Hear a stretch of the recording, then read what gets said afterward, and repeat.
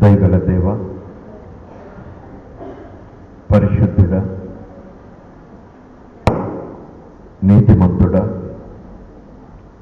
సకలాశీర్వాదములకు కారణభూతుడా, సర్వశక్తిమంతుడా, సర్వాధికారి, మరొకసారి నీ మందిరావరణలోకి వచ్చాము. ఉపవాస దీక్షను స్వీకరించి నిన్ను మెప్పించుటకు కాదు, నిన్ను ఒప్పించుటకు కాదు, ఆత్మీయంగా బలపడుటకు, ఆత్మవరములు నువ్వు ఇచ్చి ఉండగా వాటిని అనుభవించుటకు, ఆ ప్రత్యక్షతలను అవగాహన చేసుకున్నటకు ఇష్టపడి వచ్చాము తండ్రి.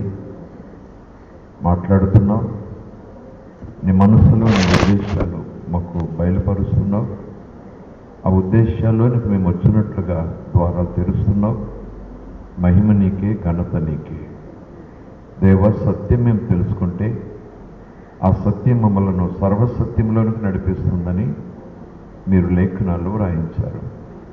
మేము సత్యం తెలుసుకోకుండా, అందులో ఉన్న అంతరార్థాన్ని గ్రహించకుండా ఎప్పుడైతే ఉంటామో అప్పుడు అది ఏదో రీతిలో గలిబిలి చేయడానికి ప్రయత్నం చేస్తారు. ఎప్పుడైతే మాకు సర్వసత్యం తెలుస్తుందో వాడిని ఎదిరించగలము, వాడిని సిగ్గుపరచగలము, నీ కొరకు నీవిచ్చిన జయ జీవితం అనుభవిస్తూ సాక్షులుగా ముందుకు సాగిపోగలము.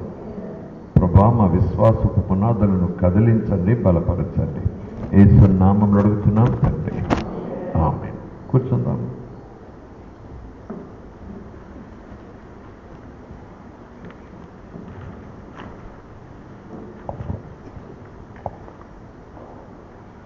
Praise the lord.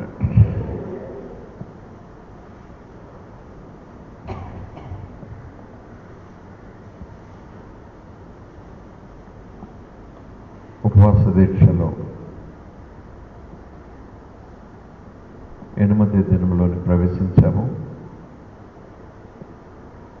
మీలో కొంతమంది పాక్షిక ఉపవాసం చేస్తుండొచ్చు, లేదా ఉపవాస ప్రార్థనలు ప్రారంభించినప్పటి నుంచి మొదటి దినం ఉపవాసం ఉండి మధ్యలో మరలా ఆగి మరలా కొద్ది రోజుల తర్వాత మరలా ఉపవాసం ఉండి అలాగున మీలో కొంతమంది ఉపవాసం ఉంటూ ఉండవచ్చు, లేదా నిన్నటి దినము నుంచి ప్రారంభించి ఉండవచ్చు. ఏదేమైనా 21 దినములు ఉపవాస ప్రార్థన బైబిల్ తరగతులను అనుకున్నాము కనుక వరుసలలో ఉండుటకు, వరుసలలో మనం ధ్యానించే అంశములను జ్ఞాపకం చేసుకోవటానికి ప్రయత్నం చేస్తున్నాం. మొదటి దినము ఉపవాసం గురించి క్లుప్తంగా ధ్యానం చేశాం. ఆ పిదప పరిశుద్ధాత్మ గురించి క్లుప్తంగా ధ్యానం చేశాం. ఎందుకంటే ఉపవాస దీక్ష ప్రారంభం కనుక ఉపవాసం గురించి మనం కొంత అవగాహనతో ప్రారంభించాలి. ఈ ఉపవాసంలో ప్రార్థన తప్పక ఉండాలి కనుక అది దేవుని చిత్తానుసారమైన ప్రార్థన అయి ఉండాలి కనుక ఆ ప్రార్థనలో అలాగున సహాయం చేసే పరిశుద్ధాత్మల గురించి మనం తెలుసుకున్నాం. అంతే కదా, సీక్వెన్స్గా ప్రభు మనల్ని నడిపిస్తున్నారు. ఆ పిదప 3వ రోజు ప్రార్థన గురించి మాట్లాడుకుంటూ విశ్వాసం, అంటే విశ్వాసం మీద ప్రధాన వాక్యాన్ని చదువుకుంటూ ఈ అంశాలన్నీ నేర్చుకుంటున్నాం. 3వ రోజు 31వ తేదీ విశ్వాసం గురించి ప్రార్థన అంశాన్ని ధ్యానం చేస్తూ విశ్వాసం గురించి మాట్లాడుకుంటూ వచ్చాం. దేవుడు ఎలా చూస్తున్నాడు మనల్ని, హౌ గాడ్ సీస్ us. మనం ఆయన ముందు మోకరిల్లినప్పుడే కాదు, మనం ఈ భూమి మీద రక్షింపబడిన తర్వాత ఆయన మనల్ని ఏ దృష్టితో చూస్తాడు, ఎలా చూస్తాడు, ఆయన చూసినప్పుడు మనకు ఆయనకి ఏమవుతామని చూస్తాడు, హౌ గాడ్ సీస్ us అనే విషయాన్ని మనము 4వ రోజు 1వ తారీఖున ప్రారంభంగా చూసుకున్నాము. ఆ పిదప మనము దేవునికి పిల్లలమవుతాం కనుక ఆయన మనల్ని ఎప్పుడు చూసినా తన సొంత కొడుకులాగా చూస్తాడని కొన్ని వచనాలు ధ్యానం చేశాం. అవును కదా, సీక్వెన్స్లో మనం వస్తున్నాం. దేవునికి స్తోత్రం. Whenever we kneel down, whenever we prostrate, ఆయన ముందు సాగిలిపడినా, ఆయన ముందు మోకరిల్లినా మన దైనందిక జీవితంలో మనము మన పనిపాట్లు చక్కపెట్టుకుంటున్నా ప్రభువా అని మనం పిలిచినప్పుడే ఏమి నా కుమారుడా అన్నప్పుడు మాత్రమే నేను కొడుకుగా కాకుండా నా పని నేను చక్కబెట్టుకుంటుండగా ఆయన పని కూడా ఆయన చేస్తుండగా సృష్టి నడిపించాలి కదా, చేస్తుండగా ఆ సమయంలో కూడా ప్రభువాన్ని నేను పిలవకపోయినా, తండ్రి నన్ను పిలవకపోయినా ఆయన నన్ను చూసుకుంటాడు కనుక, నన్ను చూస్తూ ఉంటాడు కనుక అప్పుడు కూడా నన్ను దేవుడు కుమారుడు కానీ లేదా మిమ్మలను లేదా ఆయా రీతుల్లో నమ్మిన వారిని కుమారులుగాను కుమార్తెలుగాను చూస్తూనే ఉంటాడు. అంటే సరిపోదు కదా, అనుకుంటే సరిపోదు కదా. నాకు ఇష్టం దేవుడు నన్ను కొడుకుగా చూస్తున్నాడని నాకు అనుకోవటం ఇష్టం. నువ్వు అనుకుంటే అనుకోలేకపోతే లేదని ఒకరి ఇష్టం మీద ఆధారపడింది కాదు ఇది. ఒకరి ఇష్టం లేకపోతే పోయేది కాదు ఇది. అసలు నమ్మకము విశ్వాసం అంటేనే దానికి పునాది ఆధారము వాక్యం, అంతే కదా. ప్రతిదానికి వాక్యం ఆధారం అవ్వాలి. ఒక స్టేట్మెంట్ దేవుని గురించి వచ్చిందంటే, ఒక ప్రత్యేకమైన ప్రకటన దేవుని గురించి, ఆయన గుణలక్షణాలు కానీ, ఆయన మనస్సు కానీ, ఆయన ప్రణాళికలు కానీ, దేవుని గురించి ఏమొచ్చినా దానికి ఆధారం లేఖనం. ఆ లేఖనాన్ని ఆధారం చేసుకుని మనం విశ్వాసం అనే గృహాన్ని కట్టుకుంటాం, మన విశ్వాసాన్ని బలపరుచుకుంటాం. విశ్వాసం యొక్క పునాది రాళ్లను మనం మరలా స్థిరపరుచుకుంటాం. దేవునికి స్తోత్రం. సో దేవుడు మనలను అత్యంత ప్రియమైన పిల్లలుగా చూస్తున్నాడని చిన్న పదం నేను ఈరోజు యాడ్ చేస్తున్నాను. దేవుడు తనకు పిల్లలుగానే చూస్తున్నాడు అని అనుకుంటే మంచిదే, కొడుకు కూతురుగా చూస్తున్నాడు, సంతోషం. కానీ ఈరోజు దానికి నేను కొంచెం కలిపే మాట ఏంటంటే, అత్యంత ప్రియమైన పిల్లలుగా మనల్ని చూసుకుంటున్నాడు. అత్యంత ప్రియమైన కుమారులుగా కుమార్తెలుగా నిన్ను నన్ను చూస్తాడు ఆయన. దేవునికి స్తోత్రం. అది చూపు వరకు మాత్రమే కాదు, ఏదో మనలను సంతోషపెట్టడానికి నువ్వు నా కుమారుడులే అని మనల్ని ఓదార్చుకోవటం కోసం మాత్రమే కాకుండా, ఆయన ఒక శాశ్వతంగా కలుగునుగాకని భూమికి పునాది లాంటి మాట ఎలాగైతే వేశాడో, కలుగునుగాకని ఆకాశమును కలుగుటకు ఆ పునాది మాటను ఎలాగైతే వేశాడో, అదే శక్తి కలిగిన మాటతో ఆయన అంటున్నాడు, అత్యంత ప్రియమైన కుమారుడవు నువ్వు, అత్యంత ప్రియమైన కుమార్తెవు నీవు అంటున్నాడు ప్రభు. ఆ మాట మనం నమ్మాల్సిందే. దేవుని మనకి స్తోత్రం. కడుపును పుడితే నేను అనుకోకూడదని గతంలో చెప్పుకున్నాం కదా. మనం కడుపును పుడితే పుట్టిన పిల్లలం కాదు. ఎంచేతంటే కడుపున పుట్టేది శరీర సంబంధమైన జన్మ, పుట్టుక. మనం ఆత్మ సంబంధంగా పుట్టాం. దేవుడు మనలను కన్నాడు. దేవుడు ఆత్మ గనక మనము కూడా ఆత్మ సంబంధులంగా కనబడ్డాం.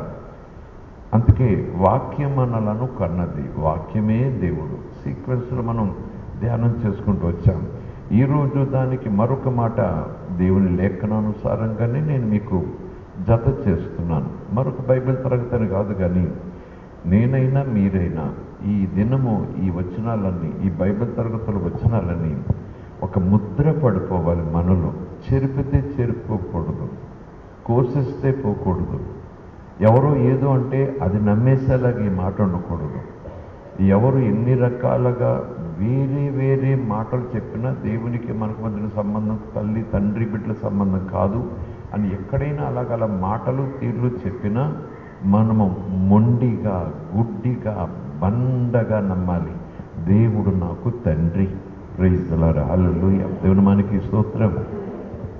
సువార్తల గురించి అపొస్తలుడైన పౌలు సంఘానికి ఒక హెచ్చరిక రాస్తాడు. కొరింథీయులకు రాసిన పత్రికలు మీకు తెలుసా వచనం ఏమంటాడంటే, మేము మీకు ప్రకటించిన సువార్త కాక, సువార్త నిమిత్తం, అంతే కదా. సువార్త మనము నమ్మి ఆ సువార్తను నమ్మమనే దానికి గుర్తుగా నోటితో పలుకుతూ నీళ్లలో మునిగి లేచాము, బాప్తిస్మము తీసుకున్నాం. ఎప్పుడైతే ఆ పరిచర్య క్రియ జరిగిందో మనం దేవునికి పిల్లలమయ్యాం. పిల్లలమవటమే కాదు, కొడుకులము కూతుళ్ళమయ్యాం. దేవునికి స్తోత్రం. సో యేసుక్రీస్తు ప్రభు మానవ పాపముల నిమిత్తము కల్వరి శిలువ మీద మరణించి సమాధి చేయబడి 3వ దినాన్ని తిరిగి లేచాడని ఎవరైతే ఆయన చేసిన బలియాగాన్ని విని నమ్ముతారో వారికి దేవుని పిల్లలగుటకు అధికారం ఇవ్వబడిందని వచనం వచ్చింది కనుక మనము నమ్మేమనే దానికి పాప క్షమాపణ నిమిత్తము బాప్తిస్మము పొందాలని ప్రభువు చెప్పారు, అపొస్తలులు చెప్పారు కనుక అలాగ మనము దేవుని పిల్లలము అయ్యాం. దేవునికి స్తోత్రం. సో ఈ సువార్త ద్వారా మనము రక్షణ పొంది ఆ రక్షణ ద్వారా దేవునికి పిల్లలమయ్యాము అనే నమ్మికతో, ఒక అధికారంతో, అతిశయంతో, ఒక అర్హత కలిగిన, హోదా కలిగిన వారంగా మనమున్నాం. సో యేసు ప్రభువు గురించి సువార్త చెప్పిన అపొస్తలుడైన పౌలు ఆ సువార్త ద్వారా కట్టబడిన సంఘమైన కొరింథీ సంఘంతో అంటాడు ఒక చోట, గలతీ అనుకుంటాను, ఏమంటాడంటే, మేము ప్రకటించిన సువార్త కాక మరొక సువార్తను మీ దగ్గరికి ఎవరైనా తీసుకొస్తే అది కాదు సువార్త, ఇది సువార్త అని చెప్పి మిమ్మల్ని మభ్యపరచటానికి, భ్రమపరచడానికి ప్రయత్నం చేస్తే మీరు త్వరగా ఆ సువార్త తట్టు తిరగవద్దు. Praise the lord. హల్లెలూయా. అంటే ఈ ఖచ్చితమైన వాక్యానుసారమైన సువార్త కాక మరికొన్ని రకాల సువార్తలు వస్తాయన్నమాట, వచ్చేసాయి. కానీ దేవునికి స్తోత్రం, మనం చక్కటి లైన్లో ముందుకెళ్తున్నాం. దేవుని మనకి స్తోత్రం. అప్పుడు అపొస్తలుడైన పౌలు ఇంకా అడుగు ముందుకు వేసి అంటాడు, ఒకవేళ మేమే మరలా వచ్చి గతంలో మేము చెప్పిన సువార్త అది సరైంది కాదు, అది అసలైంది కాదు, ఇప్పుడు చెప్పేది సరైందని మరలా మేమే వచ్చి మీకు చెప్పామనుకోండి, అయినా సరే అది నమ్మొద్దు. Praise the lord. హల్లెలూయా. ఒకటి ఎవరు చెప్పినా నమ్మొద్దు. పోనీ మేమే అరే రే మొన్న పొరపాటు చెప్పాం మీకు, ఇప్పుడు అసలైంది అని చెప్పామనుకోండి, సువార్త అయినా సరే మమ్మల్ని కూడా రెండోసారి మేము సువార్త చెప్పేదాన్ని కూడా మీరు నమ్మొద్దు. ఇంకా ఒక అడుగు ముందుకు వేసి అంటాడు, ఒకవేళ ఆకాశం తెరవబడి మెరుపు మెరిసి ఊరుము ఊరిమి చటాలను ఒక దేవదూత రెక్కలతో దిగివచ్చి మీ ముందు నిలబడి ఒక సువార్త ప్రకటిస్తే ఆ సువార్తకును మేము ప్రకటించిన సువార్తకును వ్యత్యాసం ఉంటే ఆ దేవదూత చెప్పిన సువార్త కూడా నమ్మొద్దు అని ఎంత బలమైన మాట అంటాడు. దేవునికి స్తోత్రం. హల్లెలూయా. అయితే మీరు అనుకోవచ్చు, మెరుపు మెరవటం ఏంటి, ఆకాశం తెరవబటం ఏంటి, పైనుంచి ఆ దూత రావటం ఏంటి రెక్కలతో, అది సామాన్యమైన విషయం కాదు కదా. దూతే సాక్షాత్తు దిగి వస్తే, మెరుపుతో దిగి వస్తే, ఒక శబ్దంతో దిగి వస్తే, మహాప్రకాశంతో దిగి వస్తే, రెక్కలతో ఎగురుతూ దిగి వస్తే నమ్మాలి కదా, దూత కదా అంటారు. దూతలలో 2 దూతలు ఉన్నాయి, ఒకటి దేవుని దూత, రెండవది దురాత్మ దూత. అవును కదా. అందుకే అపొస్తలుడైన పౌలు అంటాడు, వెలుగుదూత కూడా ఉంది. వెలుగుదూత అంటే పైనుంచి కిందకి దోయబడిన మెరుపులాగా కింద పడిన దురాత్మ, అపవాది, సాతాను. వాడి వెనకాల కూడా రెక్కలు కలిగిన దూతలు ఉన్నారు, ఈవిల్ స్పిరిట్స్. అవి కూడా కాసేపు యాక్షన్ చేస్తాయి, అవి కూడా కాసేపు దేవుని దూతల మాదిరిగానే మెరుపులతో దిగి రావచ్చు, అవకాశం ఉంది. కానీ వాక్యమే. అందుకే అపొస్తలుడైన పౌలు ద్వారా పరిశుద్ధాత్మ అంటాడు, మీరు విన్న దానిని, నమ్మిన దానిని గట్టిగా పట్టుకోండి. దేవుని మనకి స్తోత్రం. Hallelujah. Praise the lord. Hallelujah. మెరుపు మెరిసింది, ఉరుము ఉరిమింది, ఒక దూత సాక్షాత్తు దిగిపోయాడు, ఆ దూత స్వయంగా మాట్లాడాడు అన్న రుజువులతో పరిశుద్ధ గ్రంథములో, ఈ లేఖనాల్లో లేనిది ఆ దూత ప్రకటించాడు అనుకోండి, లేనిది ఉన్నట్టుగా ప్రకటించాడు అనుకోండి. బైబిల్లో లేదు కదా నాయన అనే దూతతో నేను అన్నాను అనుకోండి, దేవుడు నీకు చెప్పమన్నాడు అని అన్నాడు అనుకోండి, సరే బాబని ఈ బైబిల్ పక్కకు పెట్టడం కాదట. అందుకే నేను అంటున్నాను, మొండిగా, బండగా, ఖచ్చితంగా మనలను బ్రతికించి మనకొక బ్రతుకును చూపించి నిత్యము బ్రతుకుటకు మార్గమైన ఈ గ్రంథస్థం చేయబడిన లేఖనమే మనకు ఆయువు పట్టు. దేవునికి స్తోత్రం. Praise the lord. హల్లెలూయా. అందుకే ఈ ఇంచుమించు మొండిగా బండగా ఎందుకు నమ్మమంటున్నానంటే ఈ అంశాలను బట్టి నమ్మమంటున్నాను. ఇంచేతంటే ఒక చోట ఎఫెసీయులకు రాసిన పత్రికలో అనుకుంటాను అపోస్తలుడైన పౌలు ఆ సంఘంతో మాట్లాడతాడు.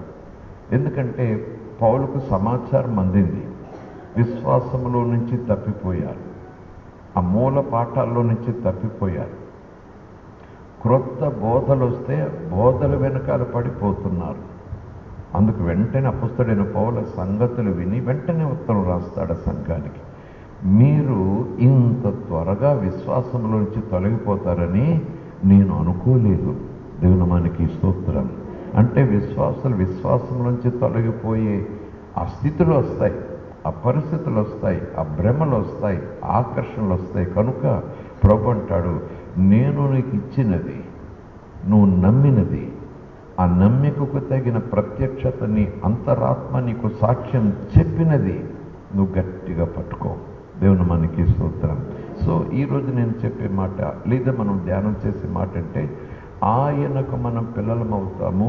మనలను ఆయన ఎలా చూస్తున్నాడు అని అంటే, మరలా చెప్తున్నాను కాదు, ఒక అధికారి ఇంటి యజమాని చెప్పాను కదా, దారిపోయేవాడు, ఇరుగువాడు, పనివాడు, స్నేహితుడు, బంధువు, సొంత కొడుకు లోపలికి వచ్చినప్పుడు అందరినీ చూస్తాడు. కానీ ఎవరిని ఎలా చూస్తాడు? అవును కదా, అది మన ప్రశ్న. దేవునికి స్తోత్రం. సో ఈరోజు నేను దానికి కాస్త జత కలిపే మాట ఏంటంటే, ఉప్పు లాంటి మొత్తం భోజనం అంతా విందంతా సిద్ధపరిచినప్పుడు కొంచెం ఉప్పు వేస్తేనే అసలైన మధ్య దానికి. అలాగున నేను నిన్న పలికిన మాటకు చెప్పేది ఏంటంటే, అత్యంత ప్రియమైన పిల్లలం. దేవుని మనకి స్తోత్రం. పిల్లలను ప్రేమించిన తల్లిదండ్రులు ఉంటారా? ఉన్నారు. ఆ ముద్దుగా ఆ పసి వయసులో ఉయ్యాల్లో పడుకుని నవ్వుతున్నప్పుడు లాలిస్తారు, పాలిస్తారు, ఎత్తుకుంటారు, ఊరికినే బొగ్గ గిల్లుతారు, ఏడిపిస్తే మళ్ళీ వాళ్ళు ఊరుకోబెడతారు. ఏడిపించేది తల్లే, బొగ్గ ఊరుకు అనేది తల్లే. Praise the lord. ఏడిస్తే మళ్ళీ ముద్దుగా ఉంటారండి పిల్లలు. దేవునికి స్తోత్రం.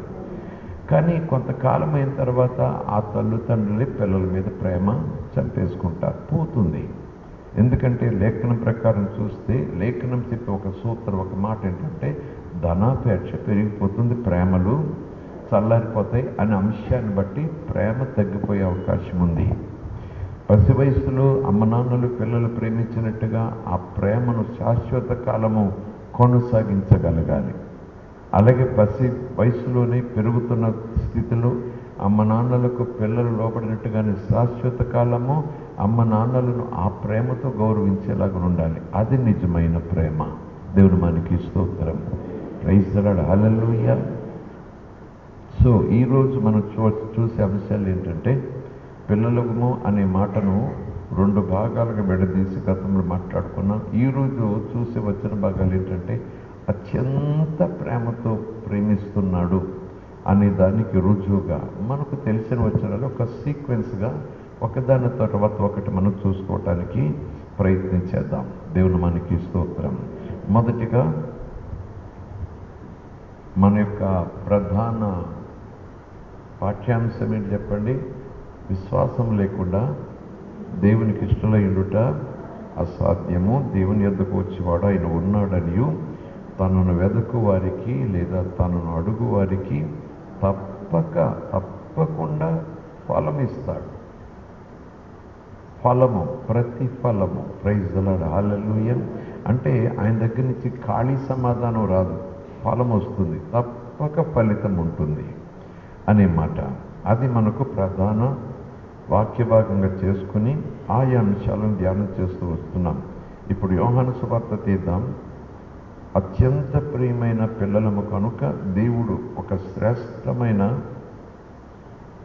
ఆ ప్రేమ చొప్పునే ఈ మాట అంటున్నాడు. యోహాను సువార్త 6వ అధ్యాయము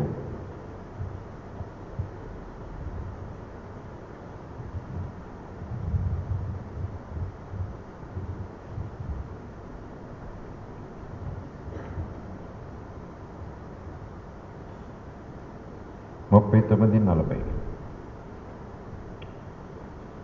ఆయన నాకు అనుగ్రహించిన దాని అంతటిలో నేనేమీ పోగొట్టుకొనక అంచె దినమున దానిని లేపుటయే నన్ను పంపిన వాని చిత్తమై ఉన్నది.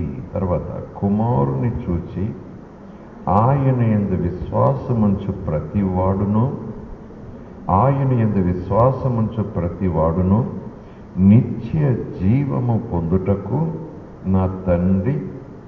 నిత్య జీవము పొందుటయే నా తండ్రి చిత్తం.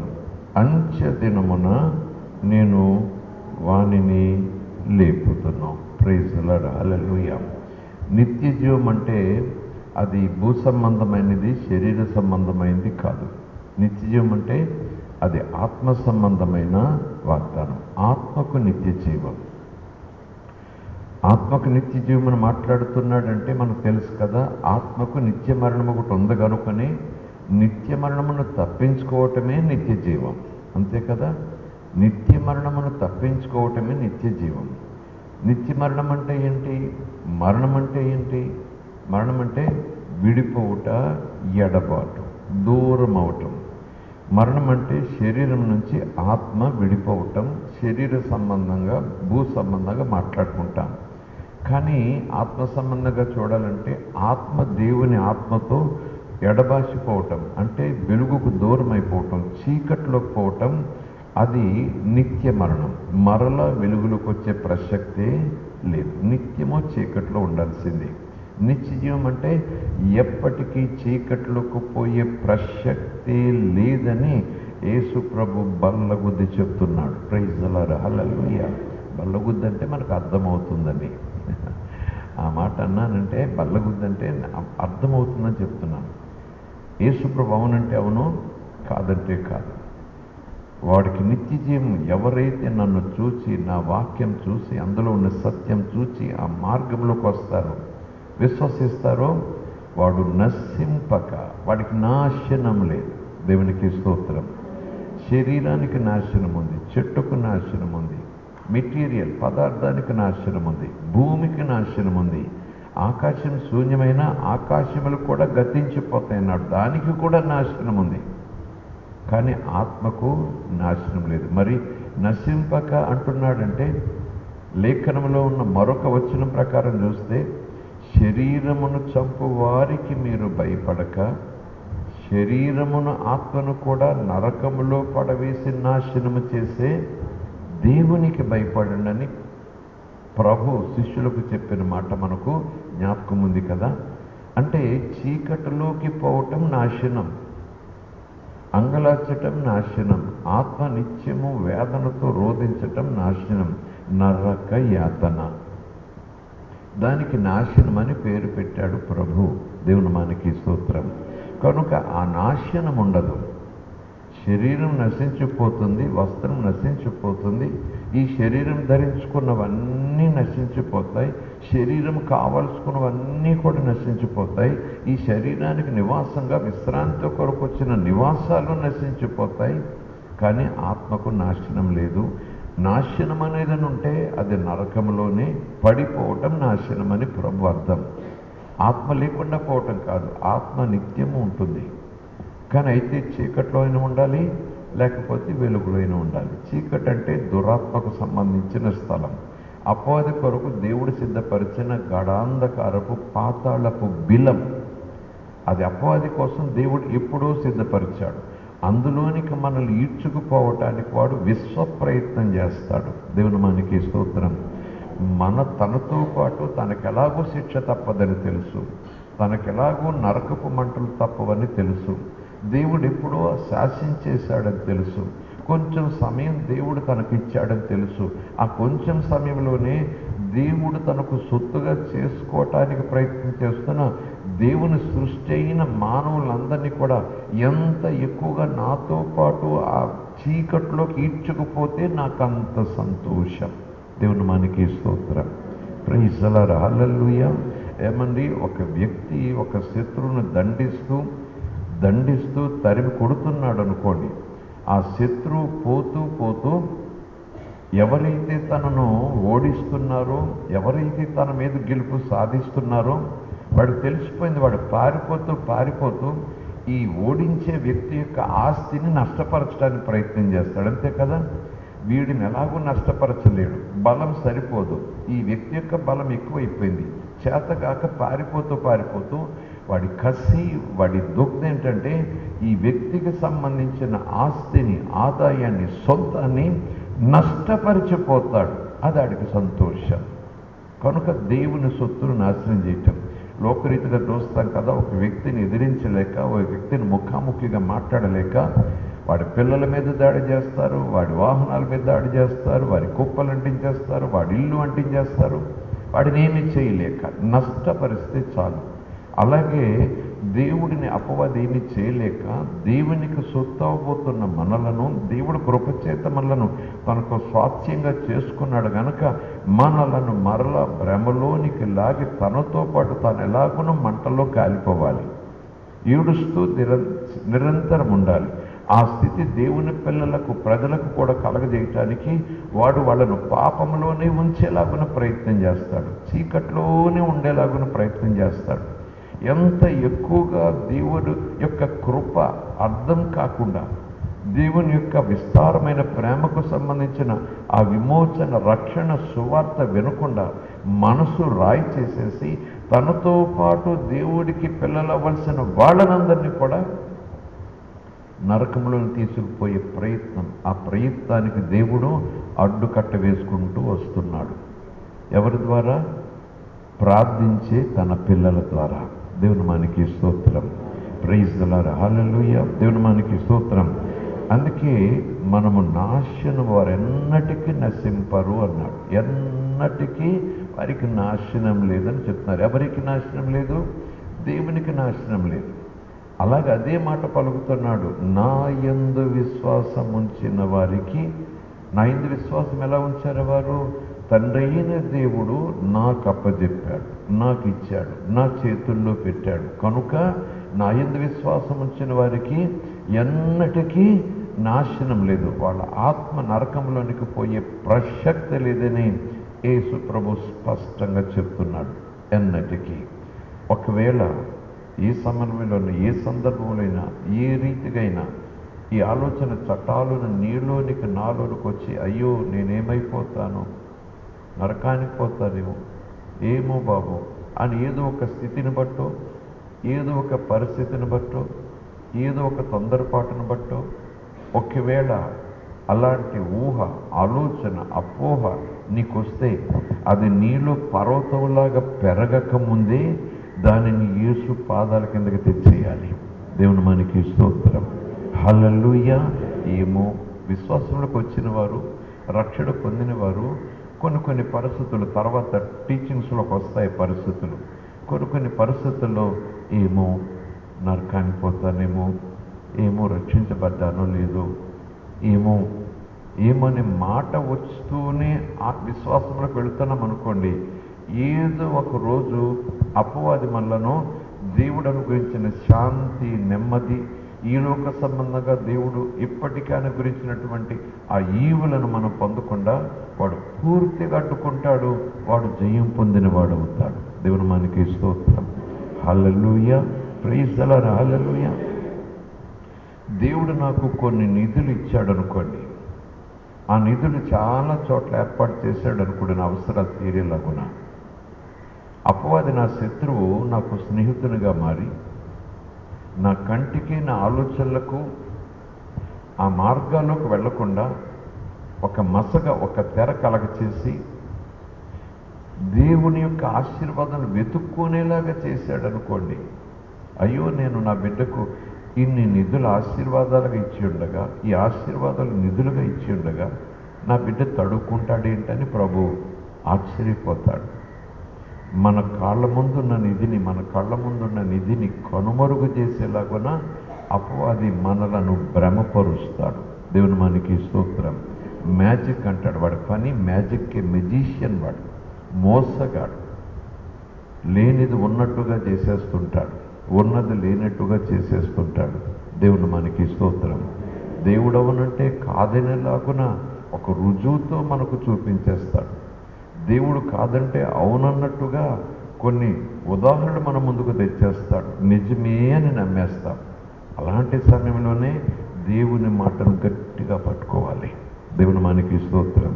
ఈ మధ్యాహ్నం మళ్ళా ప్రభు చెప్తున్నారు, నా యందు విశ్వాసముంచిన నీకు నాశనం లేదు. ప్రైజ్ ది లార్డ్, హల్లెలూయా.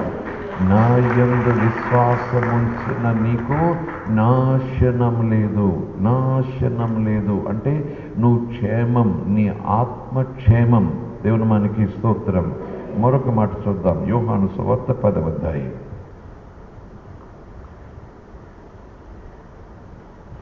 అత్యంత ప్రేమించి అత్యంత ప్రేమతో ఆయనకి పిల్లలమయ్యాం. ప్రియమైన, అత్యంత ప్రియమైన పిల్లలమయ్యామని చెప్పటానికి తగినటువంటి మాటలు 2-3 మీ ముందు ఉంచుతున్నాను.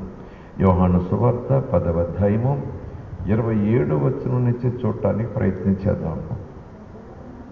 నా గొర్రెలు నా స్వరము వినును, నేను వాటిని ఎరుగుదును, అవి నన్ను వెంబడించును, నేను వాటికి నిత్య జీవమును ఇచ్చుచున్నాను కనుక అవి ఎన్నటికి నశింపవు. Praise the lord. ఏవి నశింపవు? అవి. ఏవి నశింపవు? అవి. ఏవి? గొర్రెలు. గొర్రెలు అంటే ఏవి? మనమే. దారి తప్పిన గొర్రెను వెతికి రక్షించే కాపరి మాదిరిగా, త్రోవ తప్పిన సత్యమెరుగుక సత్యమని ఎరిగి సత్యమనుకుంటూ అసత్యములో పోతున్నాం. మోక్షమనుకుంటూ నరకపు మార్గంలో పోతున్నాం. జీవం అనుకుంటూ మరణపు మార్గంలో పోతున్నాం. క్షేమం అనుకుంటూ క్షామం ఎదురొచ్చే మార్గంలో పోతున్నాం. దిక్కు తోచకపోతూ దిక్కుమాలిన వారిగా ఉండగా ఆయన మనలను వెతుక్కుంటూ వచ్చాడు, ఆయనకు ఆయనగా. దేవుని మనకి స్తోత్రం. పాత నిబంధన గ్రంథంలో యెహోవా దేవుడు ఇజ్రాయేలుతో ఒక మాట చెప్తాడు. ఇజ్రాయేలుతోనే కాదు, ఆ ఇజ్రాయేలు ఆ మాట ఎక్కడ ప్రకటించినా అది ఎవరికైనా వర్తిస్తుంది. ఏమన్నమాట అంటాడంటే, నీవు వెతికితే నేను నీకు దొరుకుతాను. అది పాత నిబంధన. ఎందుకంటే మనిషి మీద బాధ్యత పెట్టాడు, నువ్వు వెతికితే నేను నీకు దొరుకుతాను, నీకు ఉండాల వెతుకులాట. కానీ క్రొత్త నిబంధనకు వచ్చేటప్పటికీ నువ్వు వెతకలేదు ఇక నన్ను. ఎంచేతంటే యెహోవా దేవత నీ మనోనేత్రాలకు గురుడితనం కలగజేశాడు కనుక నువ్వు లోకాన్ని వెతుకుతావు తప్ప నన్ను వెతకవు. నీకు ఆ శక్తి లేదు. నువ్వు వెతుకుతున్నాను అనుకుంటావు కానీ దారి తప్పిపోతూనే ఉంటావు. వెతుకుతున్నాను, ఇంకేముంది, నాకు దేవుడు దొరుకుతాడు, మోక్షం అని చెప్పేసి ఏదో భక్తి చేసుకుంటూ పోతావు కానీ అది భక్తి కాదు. కనుక నేనే దారి తప్పిపోయిన నిన్ను వెతుకుతూ వచ్చా. ప్రైజ్ ది లార్డ్, హల్లెలూయా.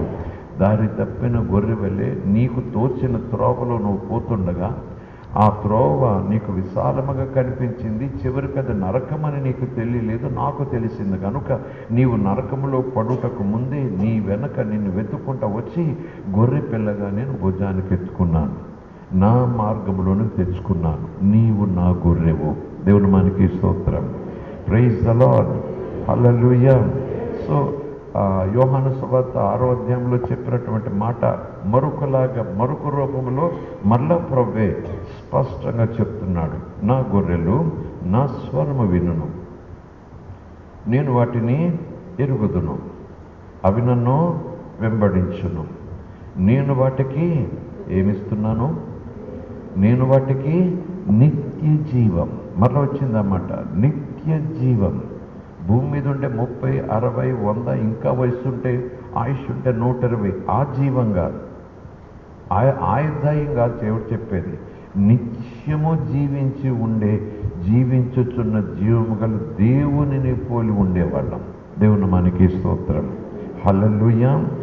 ఆ గొర్రెలకు నేను నిత్య జీవమునిచ్చుచున్నాను కనుక అవి ఎన్నటికి నాశనమునకు పోవు, నశింపవు. ఇంకా చెప్పాలంటే, ఇంకా కరెక్ట్గా ఒక్క పదంలో తేల్చాలంటే వాటికి నరకం లేదు. ప్రైజ్ ది లార్డ్, హల్లెలూయా. నా గొర్రెలకు నరక ద్వారాలు మోయబడ్డాయి. నన్ను ఎరిగిన వారికి నరక ద్వారాలు మూయబడ్డాయి. ఎన్నటికీ అన్నాడు ఆయన. చూడండి, ఎన్నటికీ, ఎప్పటికీ. అందులో కాలం ఉంది. ఎన్నటికనే మాటలు ఏముంది చెప్పండి? కాలం. 1 సంవత్సరమా, 100, 1000, ఒక యుగమా, ఏమో యుగాల, మీరు లెక్కలేసుకోండి. ఎన్నటికీ ఆ ఆత్మకు నాశనము లేదు. దేవుని మనకి స్తోత్రం. ఆ తర్వాత ఇంకో మాట చెప్తా. ఎన్నటికీ అంటే అవి ఏ స్థితిలో ఉన్ననో వాటికి నాశనం లేదు. Praise the lord. హల్లెలూయా. దేవుని మనకి స్తోత్రం. హల్లెలూయా. అవి ఒకవేళ తొందరపడి మార్గం తప్పినను, గొర్రెలు మార్గం తప్పుతాయి కదా, మార్గం తప్పినను ఆత్మకు నాశనము లేదు అని ప్రభు డిక్లేర్ చేస్తున్నాడు. దేవుని మనకి స్తోత్రం. Praise the lord. Hallelujah. So అత్యంత ప్రియమైన పిల్లవాడిని నేను, అత్యంత ప్రియమైన కుమార్తె నీవు అని ముద్ర వేసి నీకు నీవు, నాకు నేను అతిశయించటానికి. అందరికీ ఒక ఇల్లే ఉంది. నాకు 100 ఇళ్ళు ఉన్నాయనుకోండి, లావుగా ఉండను కానీ లోపల ఉంటుంది ఆ లావు. అవును కదా? అతిశయం. అవును కదా? అందరికన్నా నాకు ఏదైనా గొప్పగా, ఎక్కువగా, ప్రత్యేకంగా ఉంటే ఒక అతిశయం నాలో ఉంటుంది. నా మాటల్లో అతిశయం కనిపిస్తుంది, నా నడకలో అతిశయం కనిపిస్తుంది. గర్వం అని నేను అనను కానీ ఒక రకమైన అతిశయం. సో మనము ఈ విషయంలో అతిశయం పొందాలి. ఏది చెప్పండి? ఎన్నటికీ నాకు నాశనము లేదు. దేవుని మనకి స్తోత్రం. Praise the lord. హల్లెలూయా. ఈ యేసు ప్రభు మాటలు అబద్ధం అన్నట్టుగా కొన్ని వచనాలు మనకు కనిపిస్తాయి. ఆ వచనాలను ప్రభు ఇచ్చే జ్ఞానంతో మనం చూడకపోతే, ఒక గురువు ఒక శిష్యునికి ఆ పాఠం తెరిచి చూపించి వివరించే ఆ పద్ధతి మనకు లేకపోతే, ఆ పాఠాలు మనకు మనమే చదువుకుంటూ నాకు వచ్చేసింది అనుకుంటే దారి తప్పిపోతాం. అందుకే లేఖనం చెప్తుంది, పరిశుద్ధాత్మ మనకు బోధకుడు కావాలి. దేవుని మనకి స్తోత్రం. ఆత్మ సంగతులు ఆత్మకే తెలుస్తాయి, పరమాత్మని ఆలోచనలు పరిశుద్ధాత్మకే తెలుస్తాయి. కనుక ఆయన ఆలోచనలను బట్టి మనకు దేవుని యొక్క ఆత్మ ఆ వచనాలలోనికి మనల్ని నడిపిస్తాడు. దేవుని మనకి స్తోత్రం. Praise the lord. హల్లెలూయా. నేను వాటికి నిత్య జీవాన్ని ఇస్తున్నాను. ఎలాగిచ్చాడు? మనం ఎంత ఖర్చు పెడితే ఇచ్చాడు? ఏం చేస్తే ఇచ్చాడు? మీ సమాధానం మీ దగ్గర ఉన్నాయి, చెప్పక్కర్లేదు. మేము ఎంత ఖర్చు పెడితే మనకు నిత్య జీవం ఇచ్చాడు? మనం ఏం చేస్తే నిత్య జీవం ఇచ్చాడు? ఎంత గొప్ప పని చేస్తే నిత్యం ఇచ్చాడు? మనం ఏమై ఉన్నామని నిత్యం ఇచ్చాడు? లేఖనం ప్రకారం చూస్తే మనం పాపులమై ఉండగా పరిశుద్ధుడు జీవింపతగిన ఆ రీతిలో ఆయనను పోలి జీవం మనకిచ్చాడు. ఇది కూడా ఎలాగిచ్చాడు? మనమేదో పుణ్యం చేసి సంపాదించుకోలేదు, గుడులు కట్టి సంపాదించుకోలేదు, ఏదో 10 మంది పేదోళ్ళకు భోజనం పెడితే వచ్చే నిత్య జీవం కాదు. ఇది దాన ధర్మాలతో, నీతి కార్యాలతో, నియమ నిష్ఠలతో, ఆచారాలతో, జప తప స్నానాలు చేశామని ఆయన మనకు నిత్య జీవం ఇవ్వలేదు. అలా చేసిన అవన్నీ దేవుని దృష్టిలో మురికి గుడ్డలతో సమానం. కనుక దేవుడి నిత్య జీవాన్ని మనం ఏదో చేస్తే ఇవ్వలేదు, ఏదో ఇస్తే ఇవ్వలేదు, ఉచితముగా ఇచ్చాడు. Praise the lord. హల్లెలూయా. ఇది మామూలు సంగతి కాదు. ఏదో ఒక ఇల్లు ఊరికినే ఇచ్చాడు, నేను కొనుక్కోలేకుండా ఇల్లు ఇచ్చాడు, కొనుక్కోక్కర్లేకుండా 1 ఎకరం పొలం ఇచ్చాడు, కొనుక్కోక్కర్లేకుండా 10 జతల బట్టలు ఇచ్చాడు, కొనుక్కోక్కర్లేకుండా కారు ఇంట్లో తీసుకొచ్చి పెట్టాడు. అమ్మో, ఆకాశం అందదు కానీ అంత ఎత్తా గరేస్తామంతే. ఎంత హుషారు మనకి. కానీ నిత్యజీవం అంటే, నరకమును తప్పించుకునే బహుమానం అంటే ఉచితంగా దేవుడు ఇచ్చాడట. కాదన్న వారిని ఏమన్నా చెప్పండి. దేవుడు మనకి స్తోత్రం. కాదంటున్నారంటే వారికి తెలియక అంతే సుమా. కాదంటున్నారంటే వాళ్ళు ఏదో బండా ముండని కాదు, వాళ్లకు తెలియక. మన నేత్రాలు తెరవబడ్డాయి కనుక దేవుని కృపచేత మన యొక్క ఈ యహలోక దేవత కలగజేసిన ఆ చీకటి పొరలు, అజ్ఞానపు పొరలు దేవుడే తొలగించుటకు ఇష్టపడి వాటిని తొలగించాడు కనుక మనం తొలగించుకోవడానికి ప్రయత్నం చేస్తుండగా అద్భుతముగా దేవుడు మన నేత్రాలు తెరిచాడు కనుక ఆ సువార్తకు మనం చోటిచ్చాం. లేకపోతే అంతకన్నా ఎక్కువగా మొండోళ్ళంగా విన్నాం. సువార్త. అవును కదా, వినలేదు యేసు ప్రభు గురించి ప్రసంగాలు ఇప్పుడు ప్రభుని అంగీకరించక ముందు? అవును కదా, చాలా విన్నాం. కానీ ముండోళ్ళమైపోయాం. మన భక్తి ఏదో మనం అంటూ పోయాం. కానీ దేవుని కృప చొప్పున దేవుడు మన హృదయములు తెరవగా ఆయన కృప చేత మనము విశ్వాసం ఉంచుట ద్వారా గొప్ప రక్షణ పొందుకున్నాం. ఆ గొప్ప రక్షణ ప్రభు పెట్టే పేరేంటి? నిత్య జీవం. ఇంకా ఇంకో పేరేంటి? నీకు నరకమే లేదు. దేవుని మనకి స్తోత్రం. Praise the lord. హల్లెలూయా. దేవుని మనకి స్తోత్రం. సో ఇక్కడ ప్రభు మరలా చెప్తున్నాడు, వాటికి నేను నిత్య జీవము ఇచ్చి ఉన్నాను. వాటికి నేను నిత్య జీవము ఇచ్చి ఉన్నాను. దేవుడు మనకి స్తోత్రం. అవి ఎన్నటికీ నశింపవు, ఎన్నటికీ నశింపవు. దేవుడు మనకి స్తోత్రం. మరొక మాట చూద్దాం.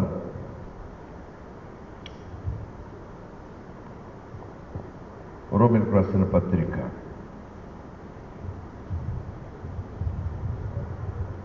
8వ అధ్యాయం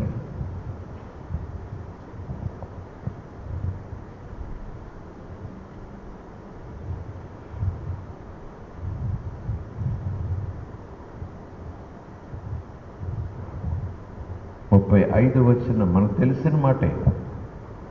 అది చదివేటప్పుడు మామూలుగా రోజు చదివేలాగా చదవకండి.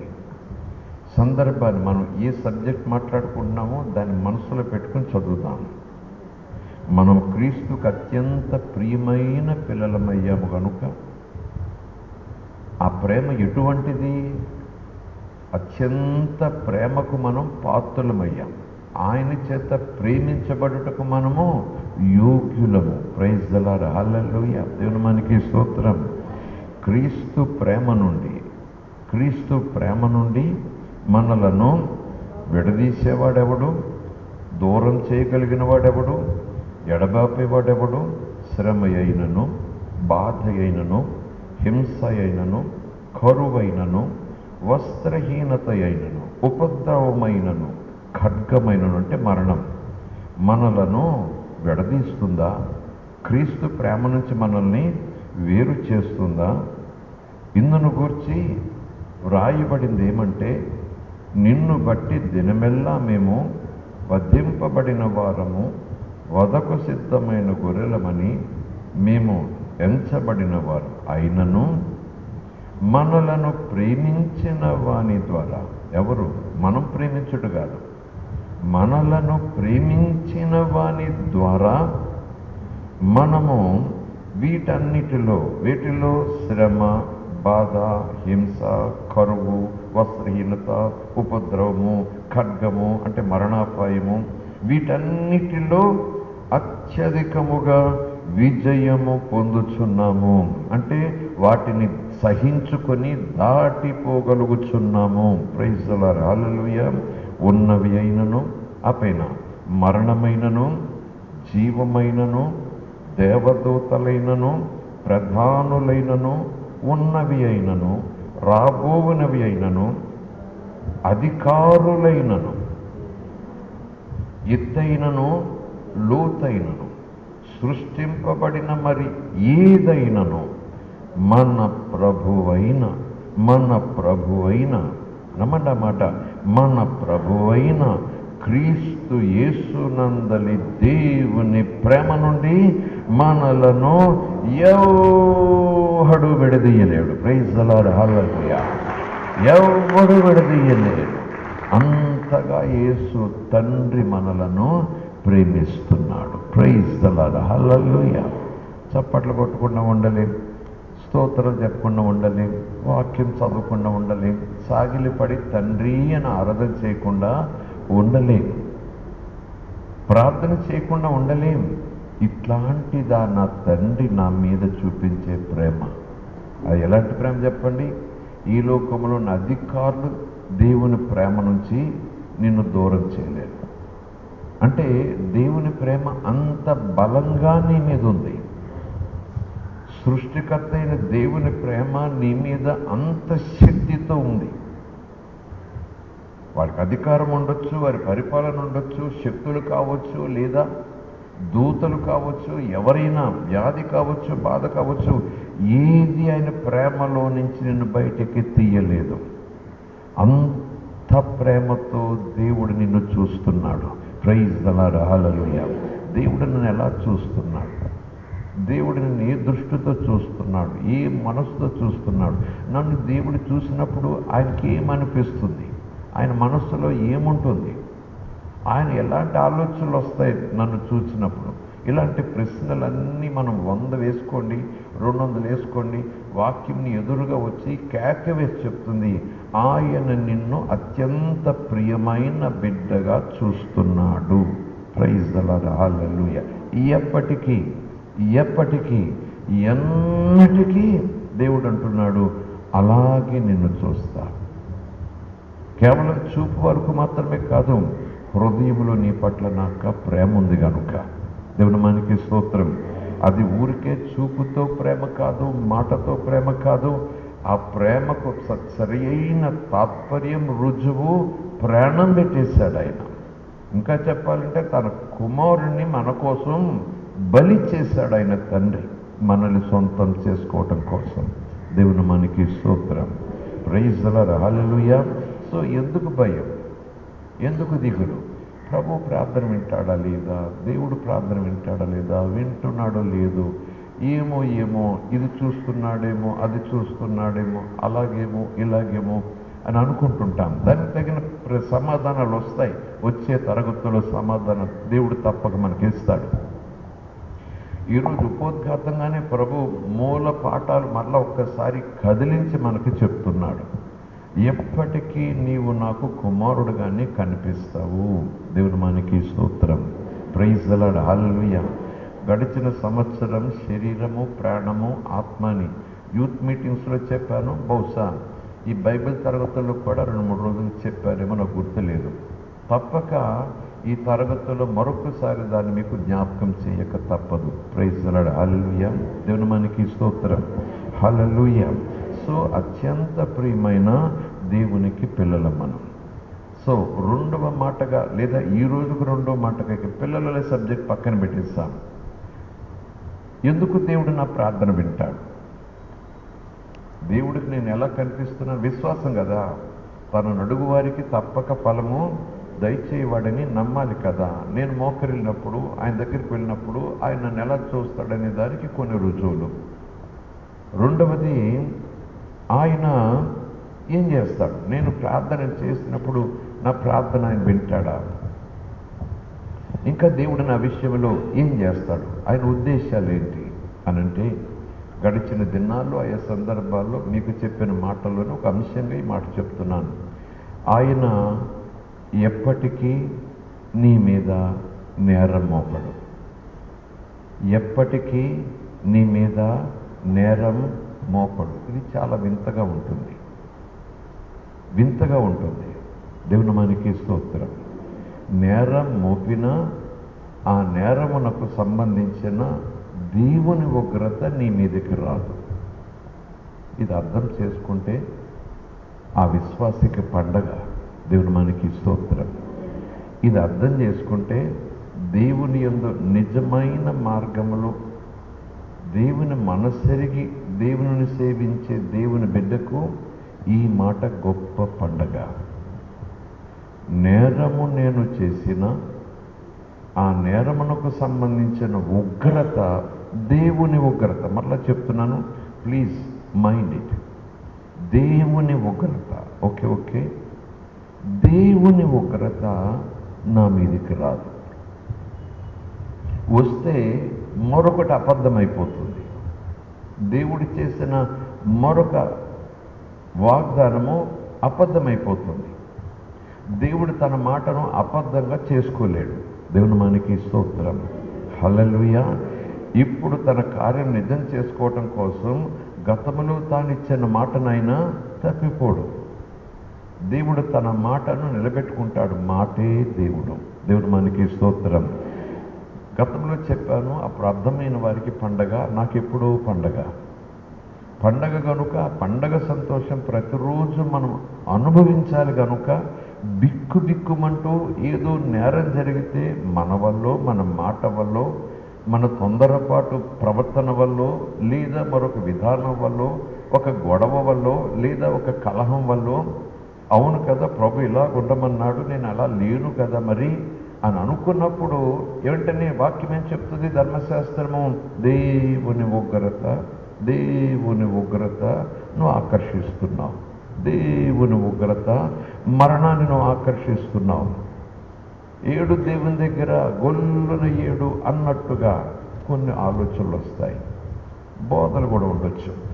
నాకు తెలిసిన మాట, నేను నేర్చుకున్న మాట అవునని పరిశుద్ధాత్ముడు నా మనసుకు ముద్రించిన మాట ఏంటంటే, దేవుడు పాపమునకు సంబంధించిన ఏ పాపం? నీ పాపం, నా పాపం, ఎంతమంది పాపం? ఎవరి పాపం? ఎంతమంది పాపం? ఏ జాతి వారి పాపం? ఏ భాష వారి పాపం? నిన్నటి పాపమా, ఈరోజు పాపమా? ఎంతమంది పాపం? పాపములన్నీ ఒక చోటకు చేరిస్తే పాపం, పాపములన్నీ ఒక చోటకు చేరిస్తే పాపం. ఆయన పాపము, మన పాపమును మోశాడు. లోక పాపము నిమిత్తం, పాపములను ఉండదు, వాక్యంలో చదవండి. లోక పాపము నిమిత్తము దేవుడు లోకపు పాపాన్ని ప్రభు మీద, తన కుమారుడి మీద మోపాడని లేఖనం ఉంటుంది. లోకంలో ఉన్నవాడు ఒక్కొక్కడు ఎన్ని పాపాలు చేస్తాడు, ఇంకా లోకంలో ఉన్నవాడు పాపాలంటే లెక్కకు మించినవి. మరి పాపాలు అనకుండా పాపం అంటాడేంటి? పాపమును గ్రహించాడు. దేవుని మనకి స్తోత్రం. పాపమునకు శాపముగా వచ్చిన ఆ ఉగ్రతను, దేవుని ఉగ్రతను యేసు మౌనంగా స్వీకరించాడు. దేవుని మనకి స్తోత్రం. ప్రైజ్ ది లార్డ్, హల్లెలూయా. యేసు ప్రభు గెత్సెమనే తోటలో ప్రార్థన చేసినప్పుడు, తండ్రి నేను ఈ పాత్రలోనిది త్రాగలేను అన్న మాట మీకు గుర్తుందా? గుర్తున్నవారు స్తోత్రాలు చెబుదా. తండ్రి ఈ పాత్రలోనిది నేను త్రాగలేను, నీ చిత్తమైతే ఈ పాత్ర నా నుంచి దూరం చెయ్యి అనంటే, మన మీద 2 కొరడా దెబ్బలు, 10 కొరడా దెబ్బలు, 4 ఉమ్ములు, 2 శీలపు పోట్లు, లేదా 4-5 వీధుల్లో ఊరేగించటము, పిడిగుద్దులు గుద్దటము, ఆ బాధ వేదన దాని గురించి పాత్రలో ఆ 39 కొరడా దెబ్బలు ఆ పాత్రలో ఎన్ని చూస్తున్నాడేమో, అందుకే కొరడా దెబ్బలు భరించలేను, ఆ శీలను భరించలేను, వేళ్లాడలేను అన్నట్టుగా మనం అది చూస్తాం. పాత్ర, ఈ పాత్రలోనిది నేను త్రాగలేను.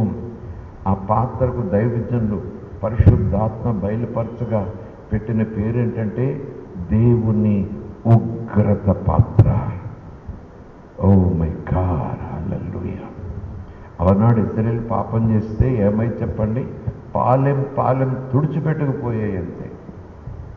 వేల మంది ఇశ్రాయేలీయులు మట్టి కరిసేవారు అంతే. నాశనమే. వేలాది మంది ప్రజలు కూరుకుపోయేవారు భూముల్లో. ఉగ్రత, దేవుని ఉగ్రత వచ్చేసింది. అది రకరకాల రూపాల్లో వచ్చేసేది ఉగ్రత. ఎవరు ఉగ్రత?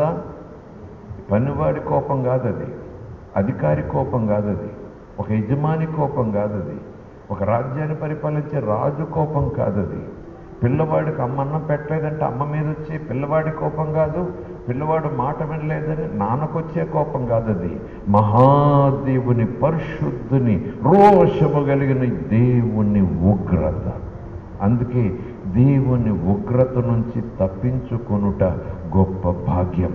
దేవుని మనకి స్తోత్రం. కనుక ఈ పాత్రలని త్రాగలేననే మాటలు మనం ధ్యానం చేసినప్పుడు చాలా తేలిగ్గా వింటాం. ఏదో భయం వేస్తుంది, ఆయనకి ఏదో బాధ వేస్తుంది, ఎంతలా కొట్టేస్తారు, ఎంతలా ఈడ్ చేస్తారు, ఎంతలా నవ్వులు పాలు చేసేస్తారు అని మనము ఆ విధానాలన్నీ కూడా సీక్వెన్స్ ఆలోచన చేసుకుని మాకు ఏం తట్టుకోగలడైనా, ఎలా తట్టుకోగలడు అని అనుకుని అంతవరకే మనం చూస్తాం ఆ పాత్ర అంటే. కానీ యేసు ప్రభు ముందు తండ్రి ఉంచిన పాత్ర లోక పాపముల నిమిత్తం వచ్చే దేవుని ఉగ్రత, లోకం మీదకి పాపాల నిమిత్తం వచ్చే దేవుని ఉగ్రత అంతా కూడా దేవుడు తన కొడుకు మీద పెట్టేశాడు. అందుకే యేసు ఐ కాంట్ బేర్ ఇట్ అంటాడు. దేవుని మనకి స్తోత్రం. Praise the lord, hallelujah. దేవుని మనకి స్తోత్రం. సో ఇక్కడ ఎందుకు ఈ మాట చెప్తున్నానంటే, దేవుని ఉగ్రత మన మీదకి రాదని ఎందుకు నేను చెప్తున్నానంటే, ఆ ఉగ్రత యేసు స్వీకరించాడు. ఆ ఉగ్రత యేసు స్వీకరించాడు. దేవుని మనకి స్తోత్రం. Praise the lord. హల్లెలూయా. ఒకవేళ తొలి దినాల్లో ఇంత లోతు ఆలోచించలేదు, కానీ దేవుని ఉగ్రత నా మీదకి వస్తుందనే భయం కూడా నాకు ఎప్పుడూ కలగలేదు. కానీ అప్పుడప్పుడు ఒక ఆలోచన ఉండేది, పాపం ఎక్కడుంటే అక్కడ కృప, పాపం ఎక్కడుంటే అక్కడ ఉగ్రత అన్నట్టుగా ఉండేది. కానీ లోతుగా ఆలోచన చేసే కొలది, లోతుగా వాక్యం చదివే కొలది, దేవుని యొక్క అత్యంత ప్రియమైన పిల్లలమైనప్పుడు, అది కూడా లేఖన ప్రకారం చూస్తే అప్పటికే దేవుడు ఏమండి, ఈ రోజు నుంచి చూసుకుంటే 2019 సంవత్సరాల క్రితం లోకం మీదున్న అప్పటికే ఉన్న పాపం, ఆ తర్వాత జరిగే పాపం, యేసు ప్రభు మరలా మధ్యాకాశంలోనికి వరునిగా ఏమండి రారాజుగా తన సంఘం కోసం రాబోయే సమయం వరకు జరగబో పాపముల నిమిత్తము దేవుని యొక్క రాబోయే ఉగ్రతను కూడా ఆయన ముందే భరించాడు. దేవుని మనకి స్తోత్రం. Praise the lord. హల్లెలూయా. ఇంకా అర్థం అవ్వాలా? చాలా సమయం అయిపోయింది, వదిలేసేస్తాను. యేసు ప్రభు ఎప్పుడు చనిపోయారు? యేసు ప్రభు ఎప్పుడు చనిపోయారు? 2019 సంవత్సరాల క్రితం రమారవి. అవును కదా? మరలా అడుగుతున్నాను, యేసు ప్రభు ఎందుకోసం చనిపోయారు? పాపాల కోసం. ఎవరి పాపాల కోసం?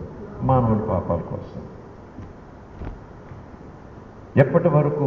ఆ రోజు వరకు భూమి మీద బ్రతుకున్న మానవుల కోసం, పాపముల కోసమా?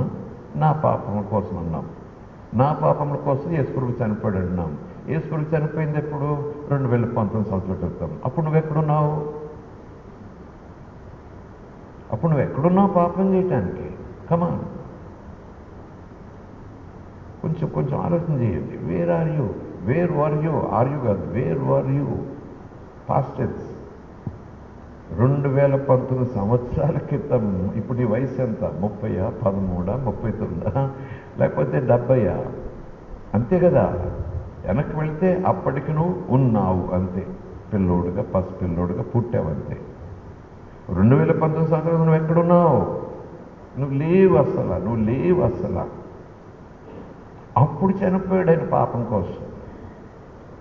ఆయన చనిపోయిన తర్వాత 2019 సంవత్సరాలు అంటే దాదాపు తర్వాత ఆయా వయసును బట్టి నువ్వు పుట్టావు. పుట్టాక పుట్టకతో పాపం, నాలో పాపం ఉంది కనుక, పాపం నా మీద యజమానిగా ఉంది కనుక, అది ఆడమన్నట్టు ఆడాను కనుక పాపకర్మ. పాపములు పుట్టాను, పాపం చేస్తూ వచ్చాను. ఇప్పుడు నా కోసం ముందే యేసు నా మీదకి ఈ పాపాల నిమిత్తం, నేను పుట్టిన తర్వాత చేసే పాపాల నిమిత్తం నా మీదకి వచ్చే ఉగ్రతను తండ్రైన దేవుడు 2019 సంవత్సరాల క్రితం యేసు మీద పెట్టాడు. నమ్మితే పండగే. దేవుని మనకి స్తోత్రం. దేవుని ఏర్పాటు. It's God's wonderful plan, divine plan. ఈ చిన్ని గుప్పిడి మనసుకు అర్థం కాదు. ఈ గుప్పుడు వేపగింజంత జ్ఞానానికి అస్సలు అర్థం కాదు. ఈ దేవుని యొక్క ఆశ్చర్యకరమైన ప్రేమ, ఆశ్చర్యకరమైన క్షమాపణ. దేవుడు మనకి స్తోత్రం.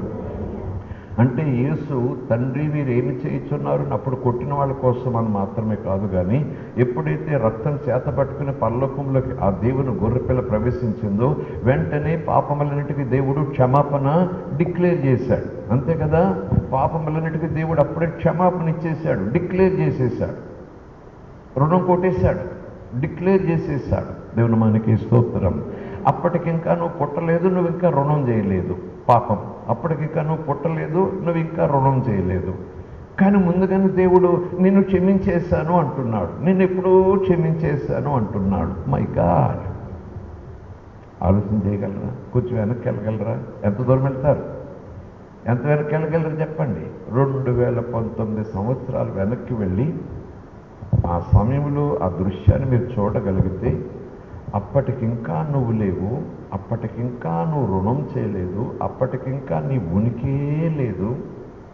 నువ్వు పుట్టాక నీ బ్రతుకులోకి వచ్చి ఆ పనికి మాలిన స్థితుల కోసం దేవుని ఉగ్రత రావాలి కదా. ధర్మశాస్త్రం ప్రకారం చూస్తే ఆ ఉగ్రత అంతా యేసుప్రభు ఏం చేస్తారట, నీవు నేను అసలు లేని దినాల్లో, ఈ దినాల్లో మన మీదకి రావలసిన ఉగ్రత ముందుగా ఆయన స్వీకరించాడట. అర్థం కాకపోతే చాలామంది తొందరపడతారు. కొంతమంది దైవజనులు దీన్ని విరిచి పారేస్తారు, కొట్టి పారేస్తారు. ఎందుకంటే నీ భవిష్యత్తులో నువ్వు చేసే పాపాల నిమిత్తం కూడా ప్రభు క్షమాపణ రెడీగా ఉంచాడని చెప్తే విశ్వాసులు ఇంకా పాపం చేసుకుంటా పోతారు కదా. అలాంటి బోధ చేయకూడదు.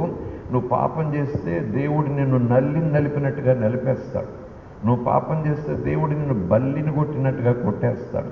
నువ్వు పాపం చేస్తే దేవుడు కొరత వేసేసి నిన్ను నవ్వులు పాలు చేసేస్తాడని బోధ చేస్తే కొంచెం భయము, భక్తి, సంఘం నిజాయితీగా ఉంటుంది. ఇలాంటి బోధ చేయకూడదు బ్రదరు అంటారు కొంతమంది. ఓ మై గాడ్, హల్లెలూయా, దేవునికి స్తోత్రం. మీరు అర్థం చేసుకోగలిగితే కళ్ళలోంచి నీళ్ళు వస్తాయి. మనం అర్థం చేసుకోగలిగితే మాటలు వింటుంటే కళ్ళలోంచి నీళ్ళు వస్తాయి. ఇంత ప్రేమ దేవునికి అప్పుడే నా మీద. దేవుని మనకి స్తోత్రం. Hallelujah, praise the lord, hallelujah, దేవుని మనకి స్తోత్రం. ఆయనకి ఇష్టమైంది అంటున్నాడైనా, నాకు ఇష్టమైంది నిన్ను క్షమించటం. నన్ను ఎలా క్షమిస్తావయ్యా, ఇంత ఘోర పాపని, ఇలాంటి పనికి మళ్ళీ పాపాలు చేశాను, నాలంటోడు శిక్ష తప్పదు, ఊరేసే నాయన, నన్ను మీద ఉమ్మేసే నాయన, నన్ను కొరతేసే నాయన, నాలంటోడు బతకూడదు నాయన. దేవుని ముందుకెళ్ళి మరి ప్రార్థన మళ్ళీ చెప్తుంటాం మనం, నాలంటోడికి జరగాలి నాయన, ఈ శాస్తి జరగాలి నాయన, ఇంకా నన్ను కుమ్ముదేవా, ఇంకా నన్ను ఏదో చేయదేవా, అప్పుడు కానీ నాకు బుద్ధి రాదు నా తండ్రి అని చాలా గొప్ప మాటలు. ఆయనకి ఏదో శిక్ష వేయటం చేత కాదన్నట్టుగా మనం గొప్ప మాటలు చెప్తాం. నో వే, అది దేవునికి దుఃఖం. అలా మనం మాట్లాడితే ప్రార్థనలో దేవుని హృదయం గాయమైపోతుంది. దేవుని మనకి స్తోత్రం. ప్రైజ్ ది లార్డ్, హల్లెలూయా, దేవుని మనకి స్తోత్రం, హల్లెలూయా. ఇంకా దేవుడు న్యాయవంతుడు. దేవుడు నేరం చేస్తే తప్పు శిక్ష వేయలేదనుకోండి, న్యాయవంతుడా చెప్పండి. త్వరగా మూసేస్తాను బైబిల్, చెప్పక తప్పదు, వదిలేస్తున్నాం. నేరం జరిగింది, నేరానికి శిక్షను దేవుడు అన్నాడు, డిక్లేర్ చేశాడు. ఆయన జడ్జి. నేను శిక్ష వేయను పో, నాకు ఇష్టం, నువ్వు దండం పెట్టావు కనుక నేను శిక్ష వేయను పో, ఈరోజు నాకు అనిపించింది వదిలేద్దామని పో అంటే ఆయన అన్యాయస్తుడు అవుతాడు. అవును కదా చెప్పండి. పక్కన దారిపోయి దానే చూసి దొంగతనం చేస్తే పోవయ్యా వదిలేస్తానంటే ఎలా కుదురుతుంది? నా ఇంట్లో దొంగతనం చేశాడు, శిక్షించంటాడు వాడు. నా ఇంట్లో దొంగతనం చేసి నన్ను బండతో కొట్టి నా ఆస్తి అంతా పట్టుపోయి ఖర్చు పెట్టేసి నన్ను పేదోడిని చేసేస్తే ఒక దండం పెట్టేశాడు, నువ్వు జడ్జి, నేను వదిలేయాలని వదిలేస్తున్నానంటే ఎలా కుదురుతున్నావు? న్యాయం కావాలంటే న్యాయమూర్తి తప్పక శిక్షించాలి. దేవుని మనకి స్తోత్రం. ప్రైజ్ ది లార్డ్, హల్లెలూయా. ఆయన న్యాయమూర్తి కనుక తప్పక శిక్షించాలి. ఆ శిక్ష ఈ వ్యక్తి మీదకి వచ్చేలోగా మరొక వ్యక్తి ఎవరైనా శిక్ష భరించడానికి సిద్ధంగా ఉంటే ఈ శిక్ష తప్పించుకుంటాడు ఈ వ్యక్తి. ఎవరైనా పెనాల్టీ స్వీకరించాలి. ఎవరు స్వీకరిస్తారు? ఎవరు స్వీకరించరు. కానీ ఆ జడ్జి గారి కొడుకునే పంపాడు, నువ్వు ఆ పెనాల్టీ తీసుకో అని క్షమించాలని ఆశపడుతున్నాను. ఆ దొంగోడిని నేను క్షమించాలనుకుంటున్నాను. మళ్ళా నేను మాట్లాడిన తీర్పు మాట ఒప్పుకోదు. నేను అన్యాయమైన చేసిన అయిపోతాను. పక్కోళ్ళందరూ నన్ను న్యాయమూర్తి అనరు. నాకు అన్యాయం జరిగితే శిక్షించడానికి బదులు శిక్ష వదిలేశాడు. తను ఇష్టమైతే క్షమిస్తాడు, ఇష్టం లేకపోతే శిక్ష చేస్తాడా అంటారు. నేను న్యాయమూర్తిని, శిక్ష పడాల్సిందే కనుక ఆ శిక్ష నా కుమారుడు నువ్వు వెళ్ళి భరించు, నేను అతనికి విడుదల ఇవ్వాలనుకుంటున్నాను. అందుకే ఆ కుమారుడు వెళ్ళాడు, ఆ శిక్ష తాను స్వీకరించాడు. దేవుని మాట ప్రకారం న్యాయం జరిగింది, అవునా లేదా? దేవుని మాట ప్రకారం, చట్టం ప్రకారం న్యాయం జరిగింది. నేరానికి శిక్ష, ఆ శిక్ష మరొకరు భరించారు. ఈరోజు మళ్ళీ చెప్తున్నాను, ఒకే శిక్ష ఇద్దరి మీద ఉండదు. ఒకే శిక్ష ఇద్దరి మీద ఉండదు. దేవుని మనకి స్తోత్రం. ప్రైజ్ ది లార్డ్, హల్లెలూయా, దేవుని మనకి స్తోత్రం. దేవుడు నా పాపముల నిమిత్తము తన కొడుకును శిక్షించిన తర్వాత మళ్ళా నా పాపాలు లెక్కేసి నన్ను కూడా శిక్షిస్తానంటే దేవుడు అన్యాయస్తుడు అవుతాడు, అవునా కదా? అది నేను ఆ సబ్జెక్ట్ చెప్పడానికి ఇష్టపడుతున్నాను. పాపాల శిక్ష జీవితం మరణం. ఆ మరణం తన కొడుకు మీద వేసి నన్ను మరణం నుంచి నువ్వు తప్పు, నీకు తప్పించేస్తాను, నీకు క్షమించాను, బాగా బ్రతుకు అన్నాడు. అలా బ్రతుకన్న తర్వాత కూడా మళ్ళా నా జీవితాన్ని అంతా ఏ విషయంలో అయితే ఆ తప్పుకు క్షమాపణ ఇచ్చాడు మళ్ళా అది జ్ఞాపకం చేసుకుని మళ్ళా నాకు జ్ఞాపకం వచ్చింది, లేకపోతే అది వెనక్కి తీసేసాను, అదిగో అది చేసావు, ఇది చేసావు, ఇది చేసావు, మళ్ళా నా మీద ఆ పెనాల్టీ, నిన్ను చంపేస్తాను అన్నాడు అనుకోండి. మరి మొదట ఒక ఆయన మరణించాడు నా నిమిత్తమే, మళ్ళా అదే తప్పు ఆ పాపం నిమిత్తం మళ్ళా నన్ను కూడా చంపుతానంటే దేవుడు మళ్ళా అన్యాయస్తుడవుతాడు. ఒక తప్పుకి ఇద్దరు కాదు. దేవునికి స్తోత్రం. అది లోకం కూడా ఒప్పుకోదు. 2 చేతులు స్తోత్రం చేద్దాం. ప్రైజ్ ద లార్డ్, హల్లెలూయా. దేవునికి స్తోత్రం, హల్లెలూయా. దొంగతనం చేసిన వారికి చెప్పు దెబ్బలంటే, ఆ చెప్పు దెబ్బలు ఆ దొంగ బదులు ఒకడు పడ్డాడంటే ఏమని చెప్పండి, మరొకడు ఇచ్చి నాకు చెప్పు దెబ్బలు కొడతానంటే కుదరదు, మరొకరిని తీసుకున్నామంటే కుదరదు. దేవుడు అన్యాయస్తుడు కాదు. అందుకే నేను అంటున్నాను, చిన్న మాటలతోనే ప్రభు ఎక్స్ప్లెయిన్ చేయడానికి ప్రయత్నం చేస్తున్నాడు. ఈ దినములలో మనము చేసే ప్రతి తప్పుకు సృష్టికర్త అయిన తండ్రి తన కుమారుని మీద మన మీదకి రావాల్సిన ఉగ్రతను అంతటినీ అడ్వాన్స్గానే తన కుమారుని మీద పెట్టాడు. ప్రైజ్ ద లార్డ్, హల్లెలూయా. ఒకసారి దేవుడు తన పాపం నిమిత్తం తను పంపించే ఉగ్రత అంతా తన కొడుకు మీద పంపించిన తర్వాత తన పిల్లల మీదకి ఆ ఉగ్రత పంపించలేడు. దేవునికి స్తోత్రం, ప్రైజ్ ద లార్డ్, హల్లెలూయా. దేవునికి స్తోత్రం. సో ఈ మాట చెప్పి నేను ముగిస్తా. అలాగంటూనే అర్ధరాత్రి అయ్యేలాగుంది. మరి జరిగేదంతా ఏంటి చెప్పండి? మరి ఎన్ని కష్టాలు ఏంటి, ఇవేంటి, అవేంటి, ఇవేంటి దేవుని పిల్లలకు వస్తున్నాయి కదా అంటే, దేవుని ఉగ్రతను మీరు అనుకుంటున్నారు. లేఖనం చెప్తుంది దేవుడి ఉగ్రతను మీరు అనుకుంటున్నారు. నోవే. దేవుడి ఉగ్రత అంతా కూడా తన కొడుకు మీద ఎప్పుడో వేసేసాడు. మళ్ళీ అదే ఉగ్రత నీకు ఇస్తానని, ఆ ఉగ్రత మళ్ళీ నీ పిల్లలకి ఇస్తానంటే తన కొడుకు చనిపోవటం అన్యాయం, తన కొడుకు చనిపోవటం అబద్ధం. నా కొడుక వాళ్ళ ఉగ్రతలను స్వీకరించని ఆయన్ని చంపేసి లేదు ఆ ఉగ్రత నీ మీదకే పంపిస్తానంటే కొడుకును అన్యాయంగా బలిచ్చిన వాడు అయిపోతాడు. దేవునికి స్తోత్రం, ప్రైజ్ ద లార్డ్, హల్లెలూయా. మరి ఎందుకు ఇంకా దేవుడు ఉగ్రత అన్నట్టుగానే కార్యాలు జరుగుతున్నాయి కదా విశ్వాసుల జీవితాల్లో. ఆ దేవుని ఉగ్రత నీ మీదకి వచ్చిన దైవజనులు చెప్తే నమ్మాల్సి వస్తుంది కదండి అంటే, నేను చెప్తున్నాను లేఖన అనుసారంగా అపవాది వాడు దొంగిలించడానికి వస్తాడు, చంపడానికి వస్తాడు, నాశనం చేయటానికి వస్తాడు. వాడి పని. దేవుని మనకి స్తోత్రం. నాకు తెలిసిన మాట మీకు చెప్తున్నాను, కాదంటే మీ ఇష్టం. దేవుని మనకి స్తోత్రం, ప్రైజ్ ద లార్డ్, హల్లెలూయా. దేవుని మనకి స్తోత్రం, ప్రైజ్ ద లార్డ్, హల్లెలూయా. దేవుని మనకి స్తోత్రం కలుగును గాక, హల్లెలూయా. Praise the lord, hallelujah. ఇంకా సులువుగా చెప్పాలంటే, మీరు అన్యాయం చేశారు, మీకు పెనాల్టీ వేస్తారు, 10,000 డబ్బులు కట్టమన్నారు.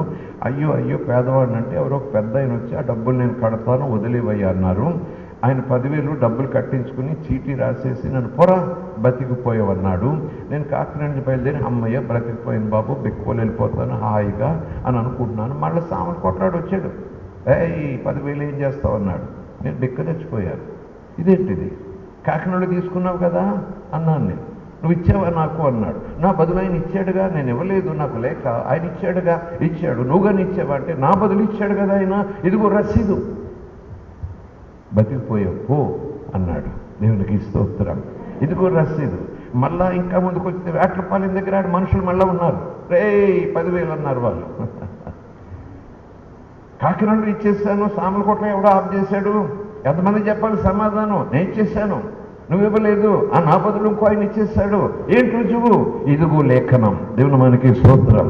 ఇదిగో లేఖనం, పరిశుద్ధ గ్రంథం. నా కొరకు ఒక ఆయన పే చేసేసాడు.